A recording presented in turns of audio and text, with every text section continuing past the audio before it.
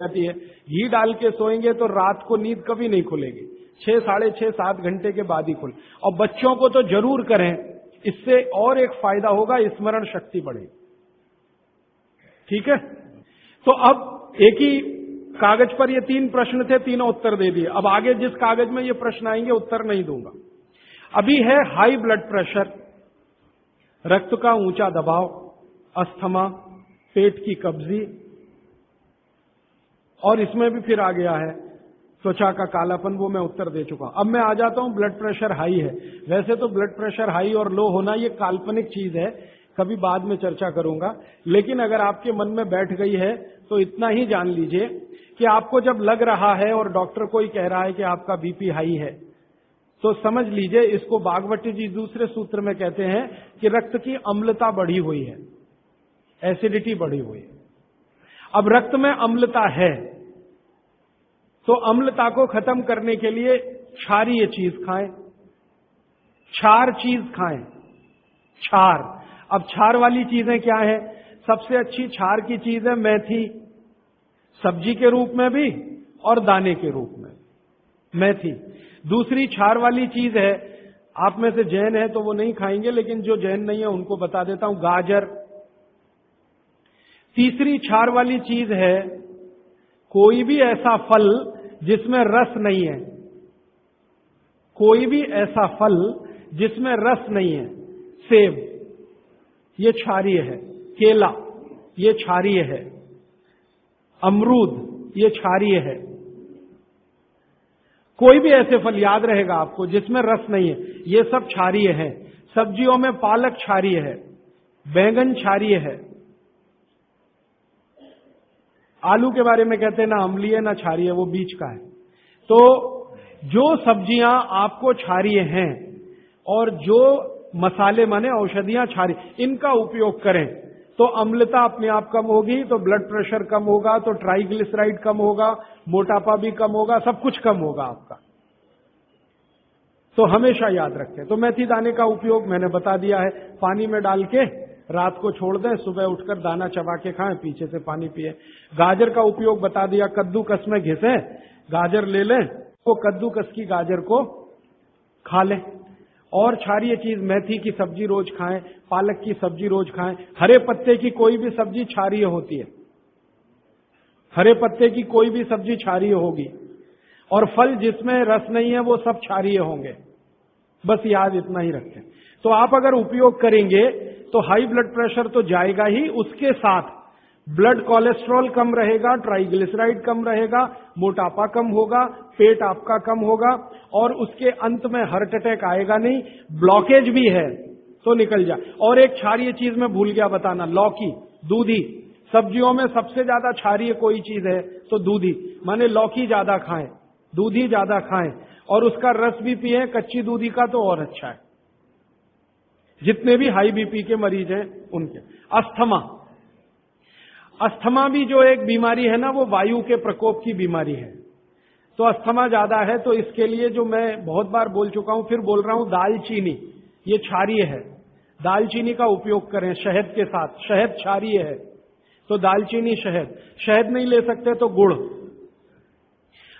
ये जो नारियल होता है ना, नारियल, मैंने आपको थोड़ी देर पहले एक बात कही है और मुझे याद आ गई, तो मैंने आपसे कहा जो भी फल में रस नहीं है वो क्षारीय है, और जो भी फल में रस है वो अम्लीय है। लेकिन ये नारियल अद्भुत फल है जो क्षारीय है रस होते हुए भी, तो ये क्षारीय है। अब ये क्यों है, ये बाद का विषय। तो आप अगर अस्थमा से शिकार हैं, दमा के शिकार हैं, तो नियमित रूप से नारियल खाइए, हरा नारियल खाइए, कच्चा नारियल जिसको कहा जाता है, चबा चबा के खाइए। कितना खाएं जी? एक दिन में 50 ग्राम तक खा सकते हैं चबा चबा। तो दालचीनी और गुड़ लिया और नारियल चबा के खाया, 3 महीने के बाद आपका अस्थमा जड़ से खत्म होगा, वो 40 साल पुराना हो तो भी। इसके बाद हाँ, बाकी तो आंखों की। मुंह में छाले बहुत रहते हैं, ये मुंह में छाले बहुत रहते हैं, इसका माने पेट आपका साफ नहीं है, बड़ी आंत आपकी कचरे से भरी हुई है। तो मुंह में छाले रहते हैं तो सुबह सुबह का जो मैंने नियम बताया ना, पानी उठते ही पिए, घूट घूट पिए, तो छाले अपने आप खत्म। जैसे ही बड़ी आंत साफ हो जाएगी, छाले कभी नहीं आएंगे। और अगर आपको ये करने के बाद भी छाले में आराम नहीं मिल रहा है, तो आपको एक सरल आसान दवा बता देता हूं, जो होम्योपैथी की दुकान में मिलती है, जो बड़ी आंत को सबसे जल्दी से साफ कर देती है। उस दवा का नाम है बोरेक्स। सुहागा, सुहागा आप सब जानते हैं ना, सुहागा आंत को साफ करने वाली सबसे तीव्र दवा है, तीव्र। इसी का डाइल्यूशन करके होम्योपैथी में बनाया बोरेक्स।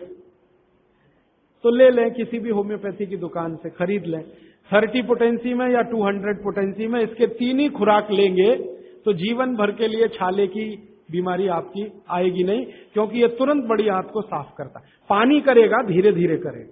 बोरेक्स तो एक ही दिन में काम करता है, लेकिन भागवत जी कहते हैं ये एक ही दिन का चक्कर छोड़ना चाहिए, तुरंत हर चीज का रिजल्ट मिल जाए। वो कहते हैं जीवन में कोई भी चीज फास्ट है ही नहीं, हर चीज स्लो है। तो कोशिश करिए पानी से ठीक करें, और अगर आप बहुत परेशान हैं तभी बोरेक्स का इस्तेमाल करें। और ये दवा हमेशा पानी में डाल के लें, 1 बूंद डाल दें पानी में, और उस पानी के 3 हिस्से करके उसको पी लें। 1 कप पानी हो, आधा कप पानी हो, चौथाई कप पानी हो। अभी आगे का एक प्रश्न। अच्छा, गाय के मूत्र के बारे में मैंने आपसे कहा था, तो उस पर प्रश्न आए हैं 4-5। गोमूत्र सही गाय का है या उसको कोई बीमारी है, किस तरह की प्रॉब्लम हो सकती है, अगर गोमूत्र सही नहीं है तो उस हाल में क्या करना चाहिए। मैं आपको विनम्रता पूर्वक एक एक्सपेरिमेंट जो हमने किया वो बता देता हूं। गाय को हमने 6 साल जहर खिलाया, एक गाय पर यह एक्सपेरिमेंट हमने किया। 6 साल जहर खिलाया, सबसे खराब जहर खिलाया, उसका नाम है संखिया, अंग्रेजी में कहते हैं आर्सेनिक।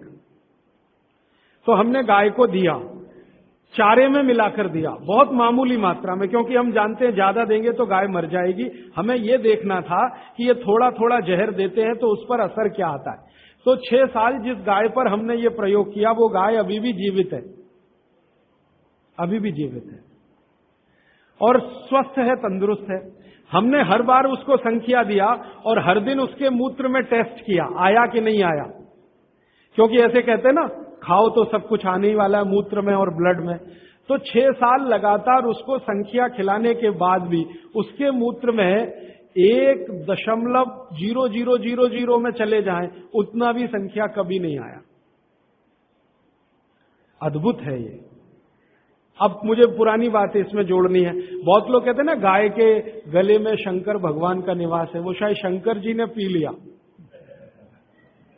शंकर जी तो मशहूर है ना, खराब से खराब जहर पीने के लिए, तो शायद गले में शंकर जी हैं गाय के, तो वहीं रुका। और सच में हमने ये देखा, इसमें मैं एग्जेजरेशन नहीं कर रहा हूं, आप चाहें तो वो गाय कभी भी आके देख सकते हैं।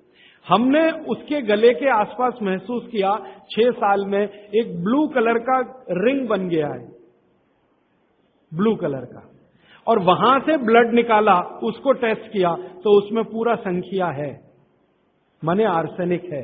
गले के नीचे वो गया ही नहीं, गले में ही रुक गया। शंकर भगवान ने शायद रोक लिया। तो आप बेखटके गाय का मूत्र पी लीजिए। आपके दिल में ऐसा लग रहा है वो कचरा खा रही है, आप चिंता मत करिए, ये कचरा जाएगा नहीं उसके मूत्र तक। भगवान ने उसके शरीर में ऐसी व्यवस्था करके रखी हुई है। लेकिन अच्छा ये होगा आपके दिल और मन की तसल्ली के लिए कि गाय अच्छा चारा खाती हो, साफ सुथरे वातावरण में रहती हो और नियमित घूमने के लिए जाती हो, उसका मूत्र जरूर पिएं, वो सबसे ज्यादा लाभकारी तो है। लेकिन कुछ मजबूरी आ गई, मजबूरी से मतलब मैं समझाना चाहता हूं।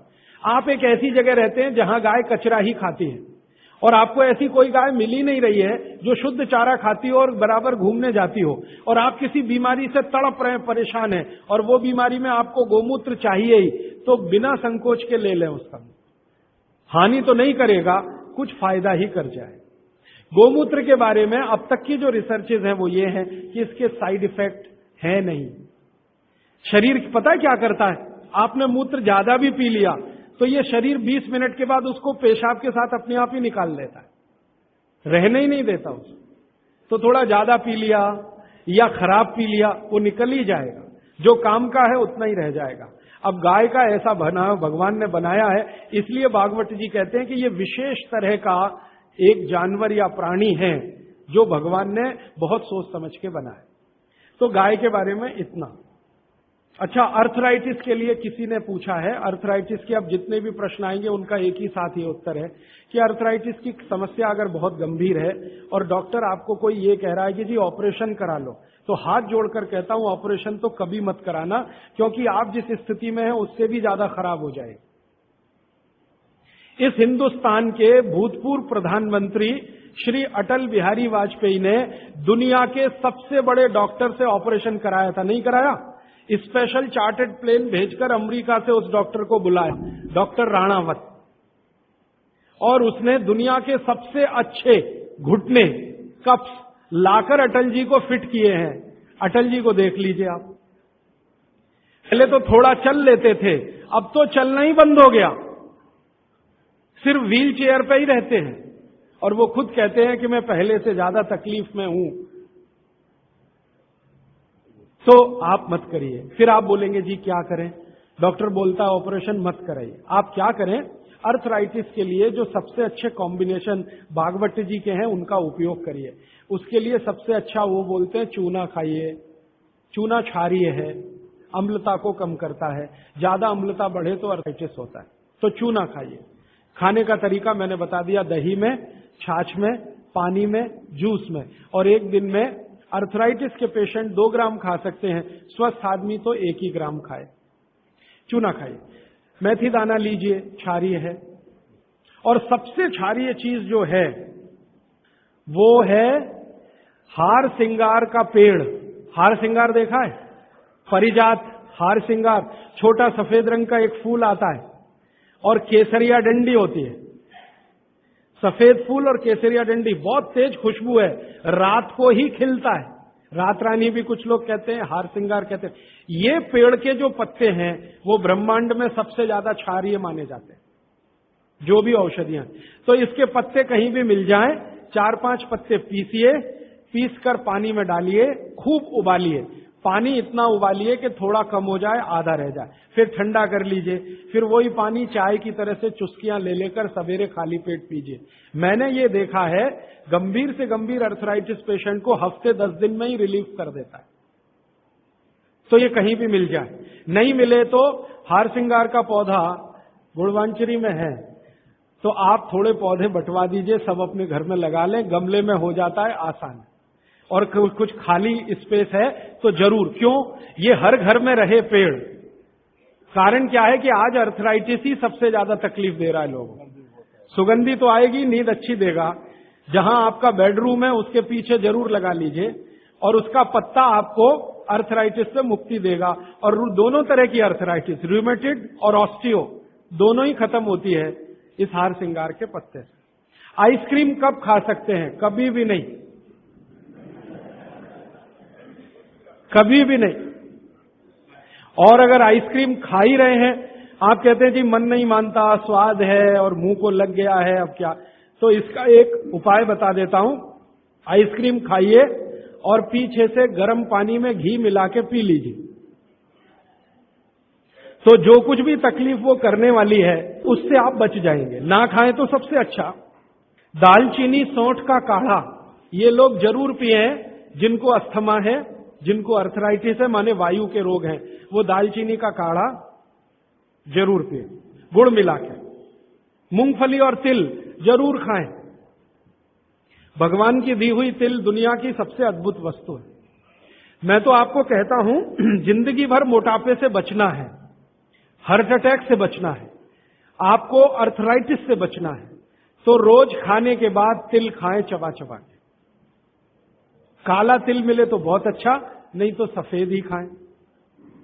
और आप जहां रहते हैं यहां के लिए तो बहुत ही अच्छा, मद्रास जैसे एरिया के लिए। एसिडिटी कम करने के लिए क्या करें? अम्लीय चीज ना खाएं, क्षारीय चीज ज्यादा खाएं, एसिडिटी कम होगी। और पानी घूट घूट पिए, 1-1.5 घंटे के बाद पिए, सुबह उठते ही पानी पिए, एसिडिटी सबसे पहले खत्म होगी। और आखिरी दवा जो सबसे प्रभावी है, जिनको भी एसिडिटी की बहुत तकलीफ है, खाने के बाद ये जो अजवाइन है ना, अजवाइन, इसको भूने तवे पे और थोड़ा काला नमक मिला के ले लें। मिश्री का सेवन बहुत अच्छा है, चीनी से बहुत अच्छा, लेकिन गुड़ से थोड़ा कम अच्छा। मिश्री चीनी की तुलना में तो बहुत अच्छी है और गुड़ से कुछ कम अच्छी है। तो चीनी छोड़ रहे हैं तो मिश्री पे चले जाइए, मिश्री छोड़कर गुड़ पे आ जाइए। हाँ, एक किसी ने सवाल पूछा है कि आप कौन सी जगह पे परमानेंट मिलते। मैं परमानेंट कहीं नहीं मिलता। लोग जो है ना मुझे कहते हैं कि राजीव दीक्षित रेल आश्रमी है, माने हर दिन ज्यादा से ज्यादा मैं रेल में मिलता हूं। तो परमानेंट मिलने के लिए एक केंद्र है, आपको उसका पता किताब में है, वो आप ले लीजिए, फोन नंबर। वहां आप कोई भी चिट्ठी भेजेंगे, मैं जहां भी रहता हूं मेरे पास आ जाती है। और ये करेंगे तो मैं हर जगह खोल खोल के मेरा मेल बॉक्स चेक करता रहता हूं। तो वो पता जो वर्धा सेवाग्राम का है, भारत पीठम 10 जोतवानी लेआउट, सेवाग्राम रोड, सेवाग्राम, जिला वर्धा, महाराष्ट्र। ये मेरा परमानेंट केंद्र है। वहां आप पत्र भेज सकते हैं, फोन भी कर सकते। वहां फोन कभी भी करें तो पता चल जाएगा मैं कहां हूं। और मेरा मोबाइल नंबर आप सबको मैं चाहूं तो लिखा देता हूं, 9422 03599 9422 03599। ये मेरा मोबाइल नंबर है। और ईमेल एड्रेस है rajivdixitaba@redixitab@rediffmail.com। और निरंजन भाई, प्रदीप भाई, ये कभी भी आप इनको संपर्क करेंगे तो ये कहीं भी खोज के बताएंगे कि मैं कहां हूं। अभी मेरे पास एक प्रश्न है, वो इस समय के विषय से तो नहीं जुड़ा, लेकिन मैं जोड़ के जरूर उत्तर दे देता हूं। आजकल हमारे घरों में पेप्सी कोक से भी ज्यादा नूडल्स खाया जा रहा है। पेप्सी कोक कम हुआ है पिछले 2-3 साल में, अच्छा हुआ, नूडल्स खाया जा रहा है। तो नूडल्स के बारे में आपको एक जानकारी दे दूं कि सबसे खराब वस्तु अगर खाने की कोई हो सकती है, कचरे में कचरा, तो वो यही है नूडल्स। एक तो मैदे की है, ऊपर से सड़ा हुआ है। 6-7 दिन मैदे को सड़ा के रखा जाए तब नूडल्स तैयार होता है। और इस नूडल्स में टेस्ट लाने के लिए सूअर के मांस का रस मिलाया जाता है। बिना उसके नूडल्स बन ही नहीं सकता। जो मैगी है ना, मैगी या कोई भी नूडल्स, सूअर के मांस का रस, सड़ा हुआ मैदा, 6-6 दिन पुराना, उससे तैयार हुआ है। अब आप तय कर लो खाना है या नहीं खाना है। एक प्रश्न है जिसका उत्तर दे नहीं सकता। किसी ने कहा आज की शिक्षा बहुत बेकार है, वैकल्पिक शिक्षा की बात बताइए। तो समय ज्यादा है, आप मुझे ईमेल करिए, मैं लंबा जवाब दूंगा। गाय का घी कान नाक में डालने के लिए मैंने बोला था, तो वो उत्तर दे चुका हूं। फिर रिपीट इसलिए कर रहा हूं कि गलती ना करें। घी को हल्का गर्म करना है, ज्यादा नहीं। गाय का घी नाक में डालने के लिए हमेशा हल्का गर्म करना है, ज्यादा नहीं। और एक ही बूंद एक नाक में, दूसरी बूंद दूसरी नाक। हाँ, एक बहुत अच्छा सवाल है, दैनिक जीवन में कौन सा नमक खाएं? सबसे अच्छा सेंधा नमक खाएं। और इसको याद ऐसे रखें, पत्थर वाला नमक खाएं। ये समुद्र के पानी का नमक कम से कम खाएं। पत्थर वाला नमक एक तो सेंधा नमक है, दूसरा नमक है जो काला नमक है, ये आप ज्यादा उपयोग करें। मेरा तो कहना है कि आज से ही घर में नमक तो तुरंत बदल दें। बदलते ही आपको असर दिखाई दे जाएगा। आपको जो तकलीफ है ना ब्लड प्रेशर की, अर्थराइटिस की, ये नमक बदलने से ही बहुत आराम दे देगी आप। तो सेंधा ही नमक। किसी ने कहा है कि गोमूत्र अर्क लेने में पहले दिन खराब लगा, 3 दिन खराब लगेगा, 3 दिन, चौथे दिन से अच्छा लगेगा। तो छोड़े नहीं उसको। एक दिन खराब लगा, छोड़िए मत, दूसरे दिन भी लीजिए, तीसरे। गोमूत्र अर्क है ना, तो 1 चम्मच से ज्यादा मत लीजिए। और गोमूत्र प्योर है तो आधा कप लीजिए। किसी को प्रश्न है कि दिन भर नींद आती रहती है, क्या करें? वैसे तो नींद आए तो अच्छा है, लेकिन दिन भर नींद आए तो अच्छा नहीं है, तो क्या करें? इसका मतलब यह है कि आपके शरीर में एक क्षार बहुत कम है, और ये वही क्षार है जो आपको सबसे ज्यादा मिलता है चूने से। जिनको दिन भर नींद आती है वो चूना खाएं, मट्ठे में मिला के, छाछ में मिला के। नारियल का तेल बालों में जरूर लगाएं। किसी ने पूछा है, लगाएं? जरूर लगाएं। नारियल का तेल आप खा भी सकते हैं, क्योंकि आप चेन्नई में रहते हैं। अगर आप पटना में रहेंगे तो नहीं खा सकते नारियल का तेल। चेन्नई में रहते हैं तो जरूर खा सकते। मालिश करना चाहें जरूर करें। डायबिटीज के लिए क्या करें? डायबिटीज का जो सबसे अच्छा उपाय मैंने बताया था, मेथी दाना और त्रिफला चूर्ण। त्रिफला चूर्ण माने हरदे, बहेड़ा, आंवला, 1, 2, 3 अनुपात वाला त्रिफला चूर्ण 1 चम्मच, मेथी दाना 1 चम्मच, दोनों मिलाकर गर्म पानी में रात को रख दें। सवेरे उठकर इस पानी को पी लें और उसमें जो कुछ है चबा के खा लें। 3-4 महीने नियमित करेंगे, ब्लड शुगर नॉर्मल आने की पूरी संभावना है। और नहीं आए 3-4 महीने में ब्लड शुगर नॉर्मल, तो एक मुझे ईमेल जरूर करें या फोन करें। शुगर खाना नहीं खाना, चीनी बिल्कुल बंद कर दीजिए, क्योंकि यही अकेली चीज है जो पचती नहीं आसानी से। बाकी चीनी छोड़कर कुछ भी खाइए। पथरी अगर है शरीर में और थायराइड, थायराइड का सबसे अच्छा उपाय है धनिया पत्ता है ना, धनिया पत्ता, इसकी चटनी, धनिया पत्ते की चटनी बनाइए, पानी में मिला के पी जाइए, पानी गुनगुना रहे। कितनी चटनी?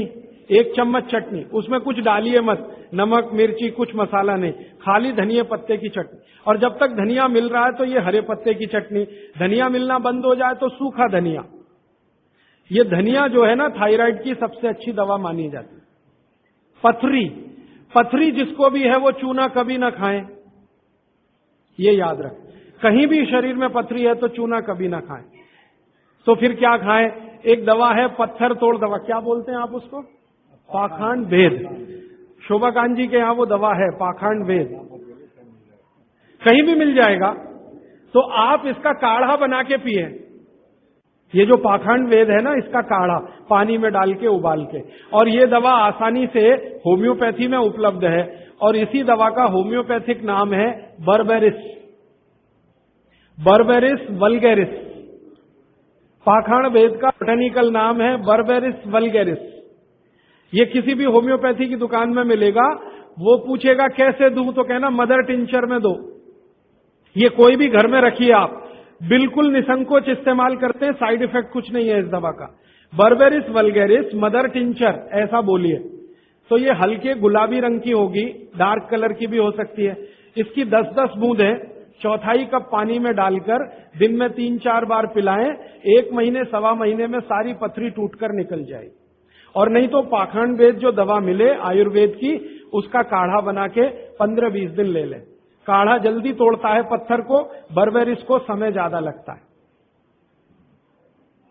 पानी में चूना मिला के पी सकते हैं, जरूर पीजिए, पथरी वाले नहीं। दांतों का दर्द, दांतों के दर्द की सबसे अच्छी दवा है लौंग। लौंग इस्तेमाल करिए, लौंग का तेल इस्तेमाल करिए। और दांतों में दर्द हो ही नहीं तो थोड़ा थोड़ा चूना खाते रहिए। और दांतों में दर्द हो ही नहीं तो दातुन करते रहिए, दंत मंजन करते रहिए, पेस्ट बंद कर दीजिए। हाँ, अभी एक जरूरी प्रश्न आया, शराब और गुटखा छोड़ने के लिए क्या करें? जरूर आप इसको ध्यान से नोट कर लीजिए, ये बहुत लोगों के काम। शराब, गुटखा, तंबाकू, सिगरेट और बीड़ी, ये 5 बुराइयां व्यसन के रूप में हमारे घरों में आई हैं और देश का सर्वनाश किया है। इनके बचने के लिए बहुत अच्छा है, संकल्प शक्ति से बचें तो अच्छा है। भागवत जी कहते हैं किसी भी व्यसन से बाहर आना हो तो संकल्प शक्ति के साथ आइए तो अच्छा है।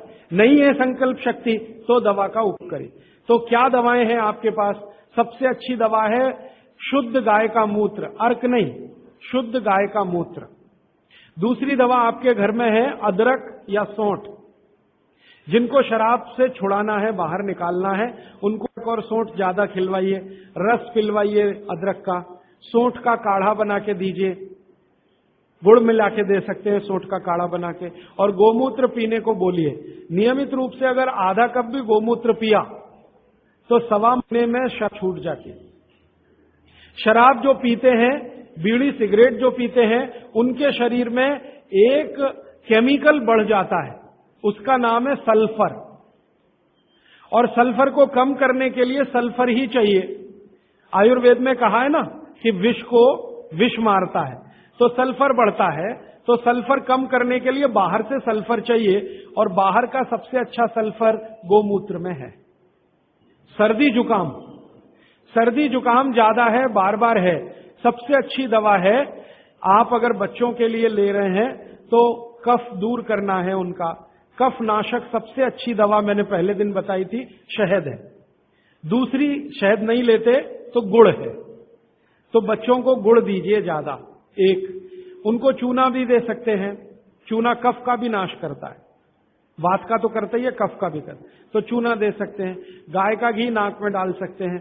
हल्दी जबरदस्त कफ नाशक है, तो दूध में हल्दी मिलाकर दीजिए, और दूध हल्दी थोड़ा घी मिलाएं तो और भी अच्छा कॉम्बिनेशन है। तो जिनको सर्दी जुकाम बार बार होते हैं उसके लिए।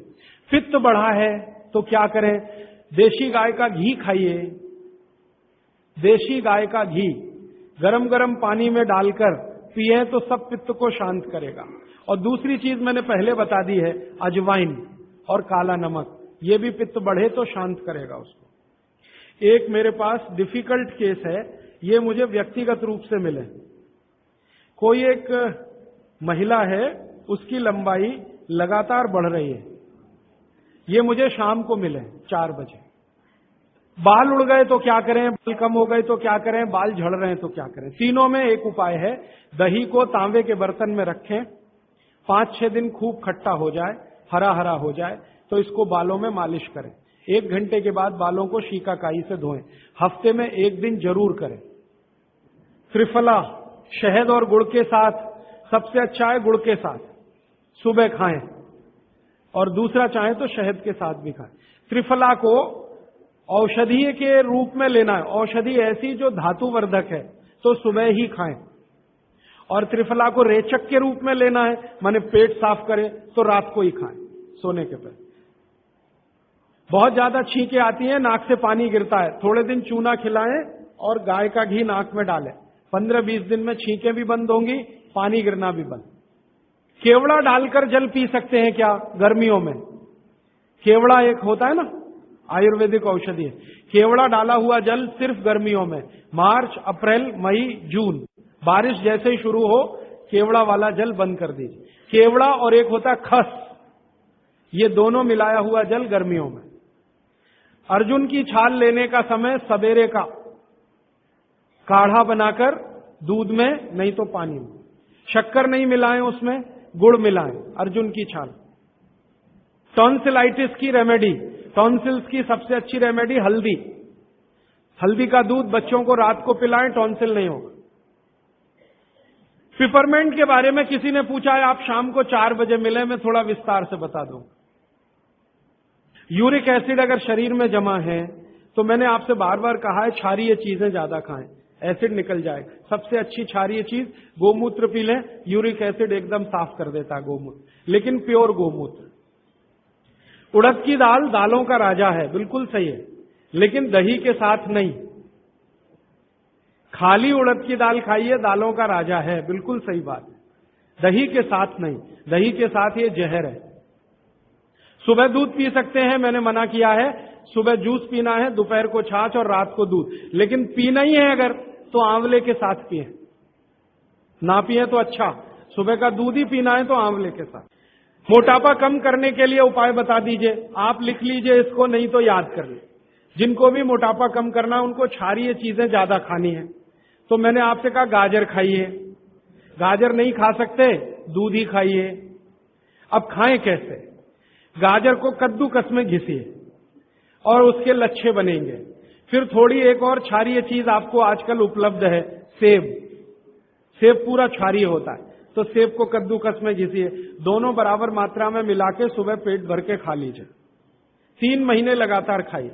फिर अगले 3 महीने इसको बैलेंस करने के लिए आंवला खा लीजिए। आंवला 2-3 आंवला रोज मुरब्बे के रूप में या कैसे। फिर 3 महीने आंवला हुआ, फिर वापस इस गाजर और इस पे आ जाइए। तो साल भर अगर आप करेंगे तो बहुत आराम से 1/3 वजन तो आपका घट ही जाएगा, हो सकता है किसी का आधा भी हो जाए। ह्यूमन यूरिन के बारे में आपने पूछा, मैंने पहले ही बताया, अगर आप शाकाहारी हैं तो अपने मूत्र का भी इस्तेमाल कर सकते हैं, लेकिन गोमूत्र उससे हमेशा बेहतर है। बच्चे पेशाब करते हैं बिस्तर में, इसके लिए क्या करना? खजूर खिलाइए। खजूर छोटे छोटे टुकड़े काटकर बच्चों को खजूर दूध में डालकर, छोटे छोटे टुकड़े दूध में डालकर उबालिए, खूब उबल जाए, फिर वो दूध पिलाइए, खजूर खिलाई, तो रात का बिस्तर का पेशाब उनका बंद हो जाए। वो एक प्रश्न है, वो कब्जी